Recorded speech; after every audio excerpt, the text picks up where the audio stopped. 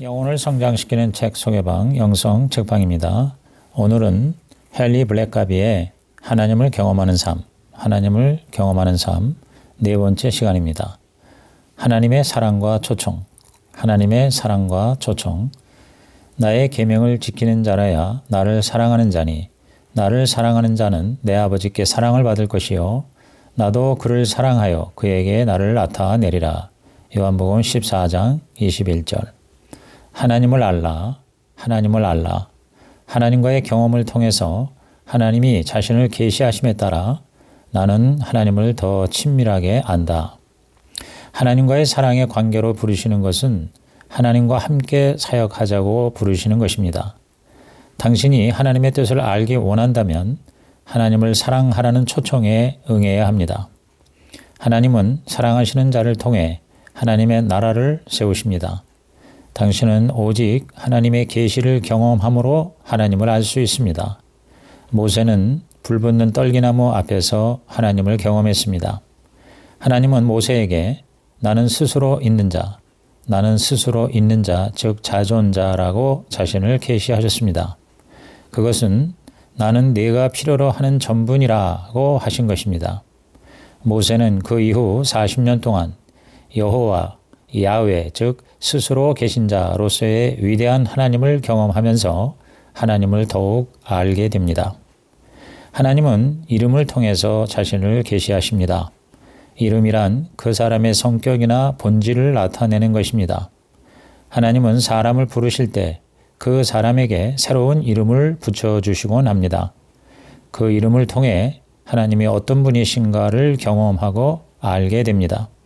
하나님의 이름도 하나님을 알 수 있는 계시가 됩니다. 하나님의 이름을 아는 것은 하나님의 임재를 경험하는 비결입니다.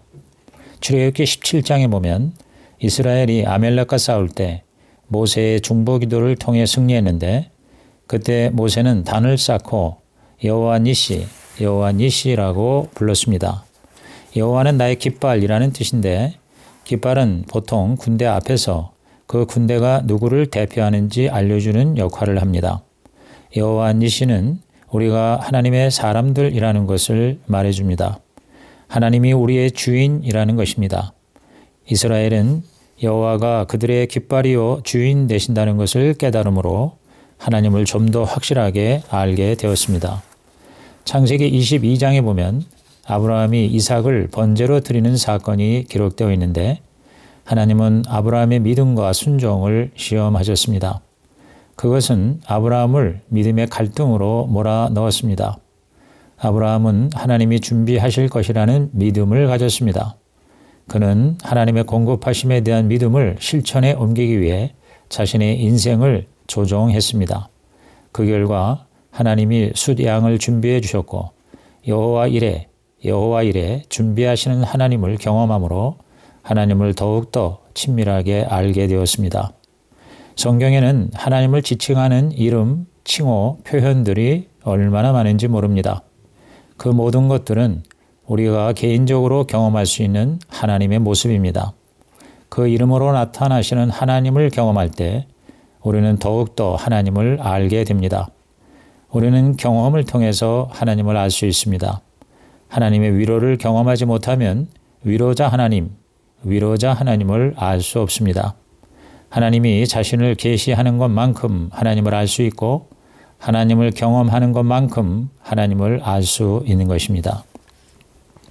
요점, 하나님을 아는 것은 오직 하나님이 내게 계시하시는 경험을 통해서만 이루어질 수 있다. 하나님이 나의 경험을 통해서 자신을 계시하실 때 나는 하나님을 보다 친밀하게 느낄 수 있다. 하나님을 예배하라. 하나님을 예배하라. 여호와 우리 주여, 주의 이름이 온 땅에 어찌 그리 아름다운지요. 시편 8편 1절. 이름은 그 사람 혹은 하나님 자신이며 임재입니다. 이름을 부르는 것은 임재 혹은 출현을 부르는 것입니다. 하나님의 이름을 부르는 것은 하나님의 임재를 구하는 것입니다. 하나님의 이름을 찬양하는 것은 하나님 자신을 찬양하는 것입니다. 우리는 하나님의 이름을 통해서 하나님을 예배할 수 있습니다. 하나님의 이름을 부름으로써 우리는 하나님께 관심과 초점을 집중하게 됩니다. 시편은 이렇게 하나님의 이름을 통해서 하나님을 예배하는 법을 보여줍니다. 예를 들어 여호와의 이름을 송축하고 부르고 선포하고 경외하고 감사하고 자랑하고 바라고 알고 사랑하고 찬양하고 즐거워하고 기억하고 찾고 노래하고 의지하는 것입니다. 이런 방법으로 하나님을 예배하십시오. 하나님의 이름을 부르고 그 이름대로 나타나시고 일하시고 역사하시는 것을 감사하고 찬양하십시오. 그럴 때 하나님과의 사랑의 관계가 깊어지고 넓어지게 될 것입니다. 하나님을 사랑하라. 하나님을 사랑하라. 내가 그분을 사랑한다면 그분께 순종할 것이다. 하나님은 당신과의 사랑의 관계를 추구하시되 주도권을 가지고 하십니다. 하나님이 주도하신다고 해서 일방적인 관계가 되는 것이 아닙니다. 하나님은 당신도 하나님을 알고 무엇보다 하나님을 사랑하기 원하십니다. 예수님은 우리가 하나님을 사랑한다면 하나님의 계명을 지켜야 된다고 하셨습니다. 주님의 계명을 지켜서 주님을 사랑하는 자에게 주님은 아버지의 사랑과 예수님의 사랑을 주시고 자신을 우리에게 나타내시겠다고 약속하십니다. 순종은 사랑의 증거입니다. 사랑한다면 순종합니다. 순종한다면 사랑하는 것입니다. 사랑과 순종, 순종과 사랑은 주님의 사랑과 계시라는 보상을 받게 합니다. 우리가 주님을 사랑한다면 주님의 명령을 따르되 그 동기까지 알아야 합니다. 사랑은 하나님의 본질입니다. 하나님은 그 본질과 상반되는 일을 하지 않으십니다. 하나님은 절대로 당신에게 차선을 주지 않으십니다. 본질상 하나님은 항상 최선을 주시는 분이십니다. 하나님의 본질이 그러하므로 우리는 하나님이 어떤 방식으로 나타내시든 상관없이 그것이 항상 최선임을 확신할 수 있고 또 확신해야 합니다. 요한일서 4장 16절에 하나님은 사랑이시라, 하나님은 사랑이시라고 했습니다. 하나님이 사랑이시라는 말은 하나님은 항상 최선이시라는 말입니다. 진정으로 하나님이 사랑이시라는 것을 믿는다면 당신은 하나님의 뜻이 항상 최선이라는 것도 받아들일 것입니다. 하나님은 본질적으로 사랑이실 뿐 아니라 전지하십니다.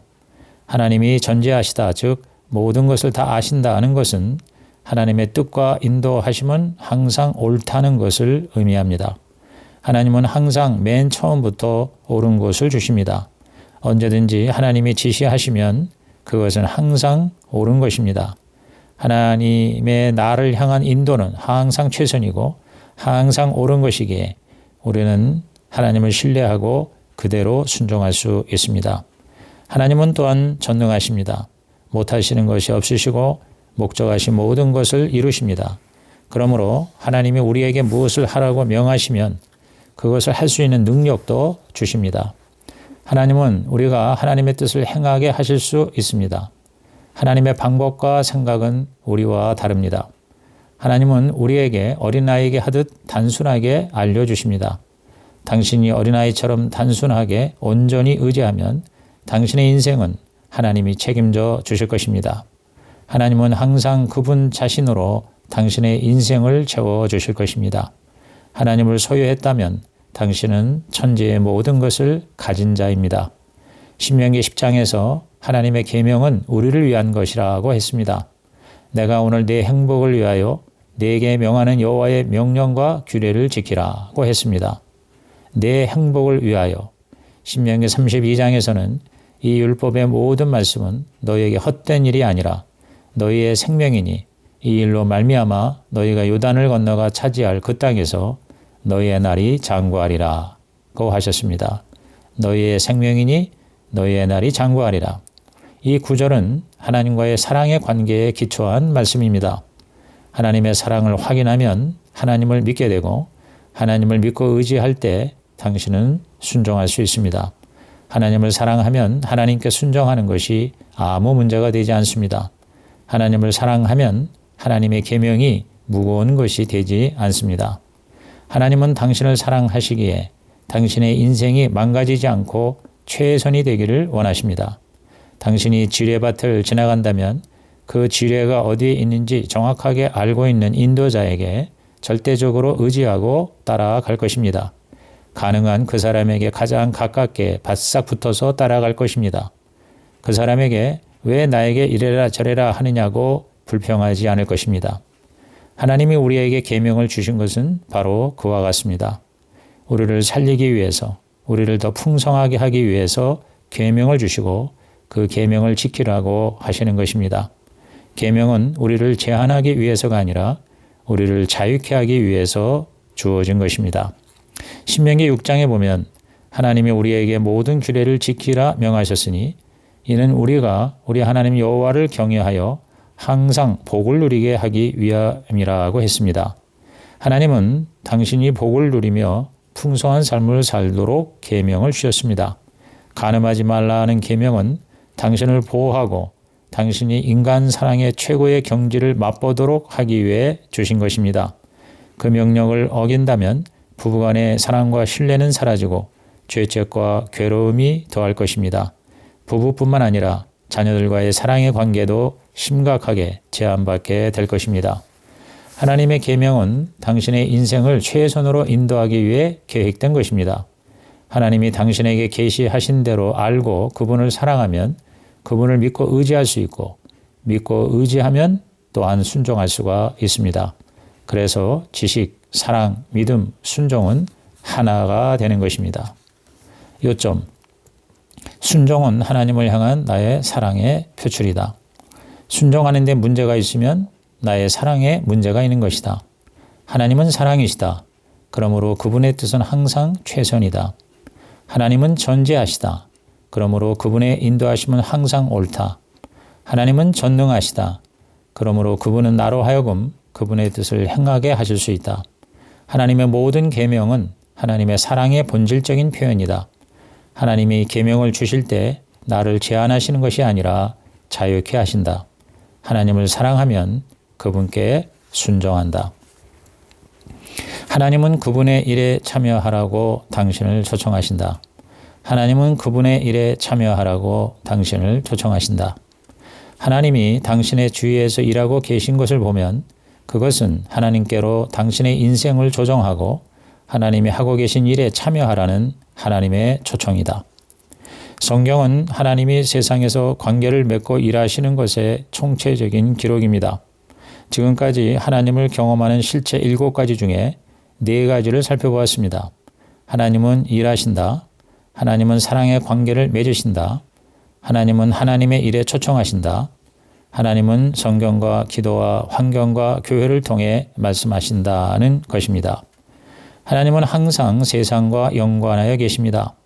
하나님은 세상과 역사를 떠나신 적이 없으십니다. 하나님은 역사를 주도하시고 사람을 선택하사 역사에 참여시키십니다. 하나님은 사람들을 통해 그분의 목적을 이루십니다. 노아를 통해서, 아브라함을 통해서, 모세를 통해서 그분의 뜻을 이루셨습니다. 구약만 아니라 신약도 하나님이 그의 아들 예수님과 그의 제자들을 통해 그분의 목적을 이루도록 준비시키셨습니다. 하나님은 주도권을 가지시고 그가 하실 일을 알게 하시고 초청하시고 사람들을 통해 일을 성취하십니다. 아모스는 주 여호와께서는 자기의 비밀을 그 종 선지자들에게 보이지 아니하시고는 결코 행하심이 없으시다라고 했습니다. 요한복음 5장에서 예수님은 아버지가 일하시니 나도 일한다. 아버지는 아들을 사랑하신다. 아버지는 아들에게 그 행하시는 일을 보이시고 아들은 아버지가 하시는 일을 보고 더 큰 일을 한다고 했습니다. 예수님은 자기의 뜻을 위해서가 아니라 자기를 보내신 아버지의 뜻을 행하러 오셨다고 하셨습니다. 예수님은 아버지의 뜻을 알기 위해서 아버지가 자기 주위에서 하시는 일을 주시하여 보고 그 일에 참여하신 것입니다. 아버지가 주도하시고 아들은 그 아버지의 계시를 따라 아버지의 일을 하신 것입니다. 우리도 마찬가지입니다. 하나님은 당신을 사랑하사 자신이 어디에서 일하고 계신지를 보여주시고 당신으로 하여금 동참하게 하십니다. 하나님의 일을 주시하고 보는 것, 이것이 가장 중요합니다. 하나님의 계시는 하나님의 일에 동참하라는 하나님의 초청입니다. 그 초청에 우리는 우리의 삶을 조정하고 순종하는 것입니다. 하나님이 우리 주위에서 일하고 계심에도 우리는 종종 그 사실을 알아차리지 못합니다. 마치 엘리사는 보고 있는데 그의 사환은 보지 못하는 것과 같습니다. 엘리사의 기도로 하나님이 사환의 눈을 열자 비로소 그는 그의 주위에서 일하시는 하나님의 활동을 알게 된 것입니다. 하나님이 당신 주위에서 일하시는 것을 깨닫기 위해서는 두 가지 요소가 필요합니다. 첫째, 당신은 하나님과 친밀한 사랑의 관계에 있어야 하고, 둘째, 하나님이 주도권을 가지고 보여주시는 일을 볼 수 있어야 합니다. 하나님이 보여주시는 계시는 우리에게 하나님의 일에 동참하라는 초청장입니다. 하나님을 경험하는 것은 당신과 하나님과의 관계성과 하나님이 주도권을 잡고 당신의 영적인 눈을 열어 그것을 보도록 하시는 데에 달려 있습니다. 우리는 하나님의 일을 알기 위해서 설문조사를 할 필요가 없습니다. 어디 멀리 가서 살필 필요도 없습니다. 당신 주위에서 일하시는 하나님을 항상 가까이 하면 됩니다. 우리가 그분의 일에 동참할 때 하나님은 우리를 통해서 그분의 일을 완성시키시는 것입니다. 요점. 하나님은 세상에서 활동하고 계신다. 하나님은 내가 하나님의 일에 참여하는 것을 주도하신다. 하나님이 나의 영혼의 눈을 여는 일을 주도하셔야 하나님이 무엇을 하고 계신지 볼 수 있다. 하나님이 내 주위에서 역사하시는 것은 바로 내 인생을 하나님께 조정하고 그분의 역사에 참여하라는 초청이다. 하나님의 계시는 나로 하여금 그분을 따르라는 초청이다. 하나님이 어디서 일하고 계신지 아는 것. 하나님이 어디서 일하고 계신지 아는 것. 어떤 일들은 오직 하나님만이 하실 수 있다. 하나님이 계시하실 때 기도만 하고 그 상황에서 벗어나면 하나님의 일에 참여하는 기회를 놓칠 수가 있습니다. 민감하고 예민한 마음을 가진 사람만이 하나님이 주시는 세밀한 자극에 반응할 수 있습니다. 하나님은 그 사랑의 관계 안에서 당신의 마음을 민감하고 예민하게 만들어 주십니다. 당신은 하나님만이 하실 수 있는 일들을 확인하는 방법을 배워야 합니다. 하나님이 당신의 영적인 눈을 열어주시도록 기대해야 하는 것입니다. 아버지가 이끄시고 성령님이 인도하실 때 주위 사람들을 통해 하나님이 하시는 일을 찾을 수 있습니다. 하나님이 그 사람의 인생에서 일하고 계시지 않는 한 아무도 하나님을 찾아 나서지 않을 것입니다. 예수님은 군중들 사이에서 나무 위에 매달린 삭개오를 보셨습니다. 예수님은 아버지가 역사하사 열정을 가지고 주님을 찾는 삭개오를 만난 것입니다. 그래서 군중으로부터 떨어져 나오셔서 삭개오의 집에 유하겠다고 말씀하신 것입니다. 예수님은 항상 하나님이 일하시는 것을 찾으셨고 그 일에 동참하셨습니다. 그렇게 함으로써 구원의 역사를 이루신 것입니다. 예수님을 사랑하고 순종하면 성령님의 인도를 받을 수 있습니다. 성령님은 우리 안에 거하셔서 가르치시고 인도하시고 죄와 의와 심판에 대해 책망하십니다. 그것이 바로 하나님만이 하실 수 있는 일들입니다.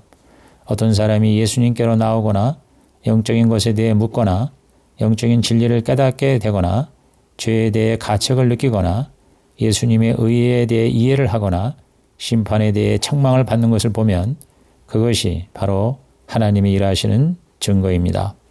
우리는 기도를 한 후에 그 다음에 일어나는 일을 주목해야 합니다. 기도와 상황을 연결할 때 하나님이 일하시는 것을 알 수 있기 때문입니다.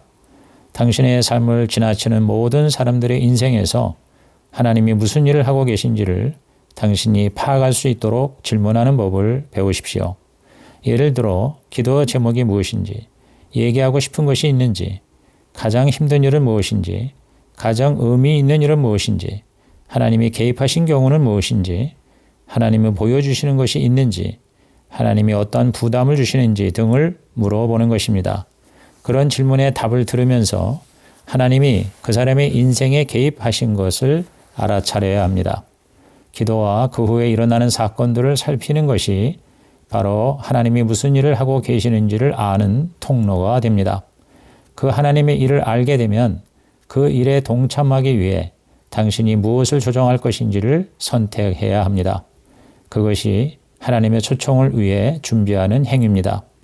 우리는 하나님만이 하실 수 있는 일을 아는 것에 익숙해야 합니다. 많은 경우 우리가 하나님의 일에 동참하지 못하는 이유는 우리가 그만큼 하나님의 일에 참여하기에 헌신되어 있지 않기 때문입니다. 우리는 하나님이 복 주시기만을 원하고 하나님이 우리를 사용하셔서 일하시는 것에는 관심이 없습니다. 하나님이 당신에게 복 주시기만을 기대하지 마십시오. 하나님이 어떻게 자신을 당신에게 계시하시고 당신을 통해서 일하시며 당신의 능력을 초월하는 하나님의 목적을 이루실지를 기대하십시오. 하나님이 당신 안에서 일하심 자체가 당신에게 복이 될 것입니다. 복은 당신의 순종과 하나님이 당신 안에서 일하심을 경험하는 것의 부산물입니다. 우리는 지난 두 가를 통해서 하나님이 그분의 역사에 당신이 참여하도록 초청하신다는 것에 초점을 맞추면서 살폈습니다. 두 가지를 더 강조할 필요가 있는데, 첫째는 하나님은 그분의 목적을 이루시려는 바로 그때에 말씀하신다는 것입니다. 하나님이 계시하시는 그 순간이 바로 당신이 응답할 때입니다. 물론 최종 완성은 오래 걸릴 수 있습니다. 아브라함의 아들은 하나님의 약속을 받은 지 25년이 지나서야 태어났습니다. 그러나 당신은 아브라함처럼 하나님이 오시는 그 시작점에서부터 반응해야 합니다. 당신의 인생을 하나님께로 조정하기 시작해야 합니다. 당신을 통해 이루시려는 일을 위해 많은 준비가 필요할지 모르기 때문입니다. 둘째로 하나님이 주도하신 일은 하나님이 성취하신다는 것입니다. 이사야서 46장에서 내가 말하였은즉 반드시 이룰 것이요 계획하였은즉 반드시 시행하리라고 했습니다. 우리는 우리의 경험이 아니라 하나님의 약속의 말씀에 근거하여 하나님의 일을 해야 합니다. 하나님의 말씀을 받았다고 하지만 이루어지지 않는 경우가 많은데 그런 경험의 기초에서 하나님을 이해하지 말아야 합니다. 하나님의 말씀을 받은 것이라면 하나님께서 성취하실 때까지 그 말씀을 붙들고 있어야 할 책임이 있습니다. 신명기 18장과 예레미야 28장에 의하면 여호와의 이름으로 말한 일에 성취함이 없으면 거짓 선지자라고 했습니다. 하나님이 말씀하신 것은 반드시 성취됩니다. 참 선지자는 하나님께로부터 말씀을 받고 그 말씀이 성취되는 사람입니다. 요점, 민감하고 예민한 마음을 가진 사람만이 하나님이 주시는 아주 세밀한 자극에 반응할 수 있다. 기도한 후 하나님이 무엇을 하시는지 주목하여 보라. 연관을 지어보고 심중을 파악하는 질문을 던지고 귀를 기울여 듣는다. 하나님은 그분의 목적을 이루시려고 하는 바로 그때에 말씀하신다. 하나님이 주도하신 일은 하나님이 성취하신다. 이상 하나님을 경험하는 삶 제4편입니다.